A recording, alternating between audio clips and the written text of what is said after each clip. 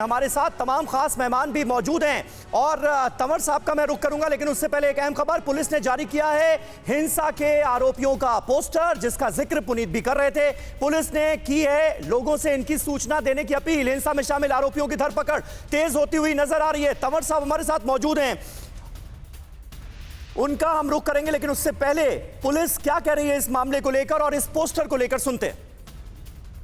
First set of 40 लोगों के photograph हम जारी किए, बाकी फ़ोटो और क्लियर किए जा रहे हैं।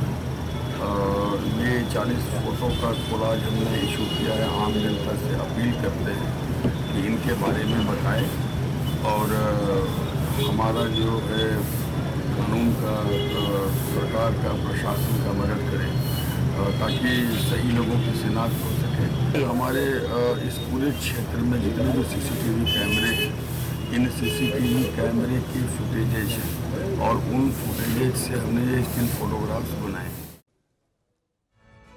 और पूर्व आईबी अफसर तंवर साहब इस वक्त हमारे साथ मौजूद हैं। तंवर साहब, ये बताइए, पुलिस की जांच जिस दिशा में आगे बढ़ रही है उससे रिलेटेड सारी जानकारियां तो हम दे रहे हैं, लेकिन इस मामले में अभी तक जो जानकारी सामने आई है वो ये कि व्हाट्सएप ग्रुप्स बनाए जाते हैं, काफी दिनों पहले से तैयारी शुरू हो जाती है, क्योंकि एक टीवी डिबेट में विवादित बयान दिया गया था, उसको लेकर लोगों में नाराजगी थी, उसको भुनाने की कोशिश की गई, दुकानें बंद करवाने की कोशिश की गई।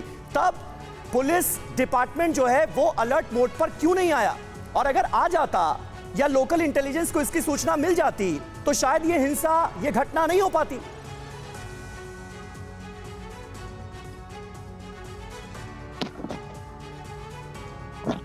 तंवर साहब, आवाज मिल रही है आपको? हाँ, मिल रही है जी। हेलो जी, आप जवाब दे सकते हैं, बोलिए।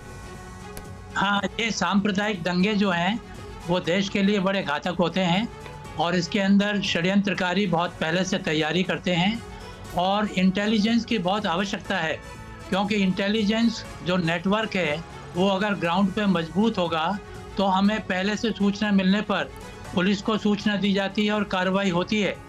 अब इंटेलिजेंस का काम ये है कि क्योंकि ये सांप्रदायिक दंगे बहुत ज़्यादा नुकसान संपत्ति को, अपने जीवन को और हमारी इमेज को, इन सब को ये करते हैं, तो ये जो हिंसाकारी हैं कानपुर के, इस ऐसा लगता है कि हिंसाकारियों ने स्थान समय चुना, क्योंकि ये 8 वर्ष के हमारे एनडीए गवर्नमेंट का प्रोग्राम चल रहे थे।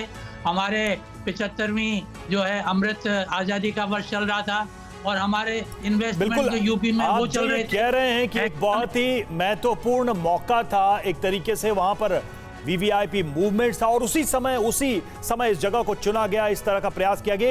एक मोडस ऑपरेंडी दिख रही है। पिछले भी कुछ दंगों में हमने ये देखा है कि कुछ ऐसे ही समय को, वक्त को चुना जा रहा है। क्या है इसके पीछे की कहानी, समझेंगे, लेकिन इस वक्त एक बड़ी खबर यह है कि कानपुर हिंसा में सूत्रों के हवाले से एक बड़ी जानकारी भी सामने आ रही है। जांच टीम के रडार पर आई मास्टरमाइंड जफर की पत्नी, जफर हयात की पत्नी थी, व्हाट्सएप ग्रुप की एडमिन।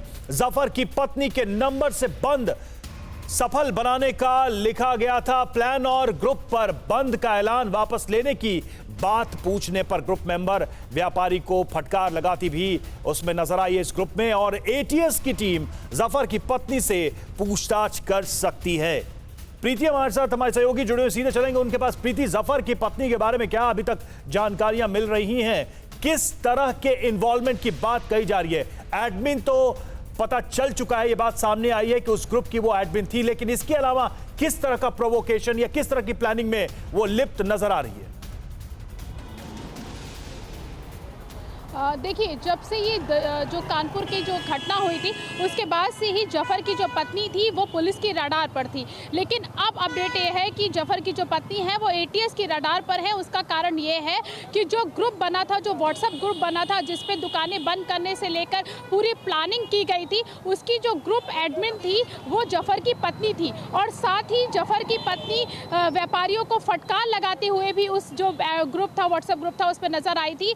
जब उन्होंने व्यापारी व्यापारियों ने इस दुकानों को बंद करने के बारे में कहा था कि अब क्या दुकानें खोल दी जाए, या इस तरीके का जो कन्वर्सेशन हुआ था, तो जफर की पत्नी ने उनको फटकार भी लगाई थी। अब एटीएस की रडार पर है और कभी भी पूछताछ के लिए एटीएस उनको वो बुला सकती है, एटीएस उससे कर सकती है। लेकिन इस केस में एक और अहम जो खुलासा अभी हुआ है, TV9 के माध्यम से मैं कर दूं, वो ये है कि ये जहां पे मैं खड़ी हूं ये सद्भावना चौकी है, और आप मेरे पीछे देख पा रहे होंगे कि ये सामने ये देवी हाता कॉलोनी कही जाती है। यहाँ पर एक तरफ हिंदू रहते हैं, यहीं पर जो दंगे जो शुरुआत हुए थे वो यहीं से हुए थे, एक तरफ हिंदू रहते हैं, और ये जो सामने ये आप देख रहे हैं देवी हाता, ये यहाँ पे ये पूरा हिंदुओं का गढ़ है। मतलब कह सकते हैं कि हिंदुओं के जो मकान है वो लाइन से यहाँ पे हिंदुओं के मकान है। ठीक है, और क्योंकि आप प्रीति व्हाट्सएप चैट की, देखिए व्हाट्सएप चैट बहुत इंपॉर्टेंट है जो निकलकर सामने आ रहा है, जिसमें जाहिर बात है कुछ वीडियो साझा करने की बात भी सामने आई है। इसमें कहां पर बाजार बंद हो रहे हैं इसे लेकर भी डिटेल्स थी,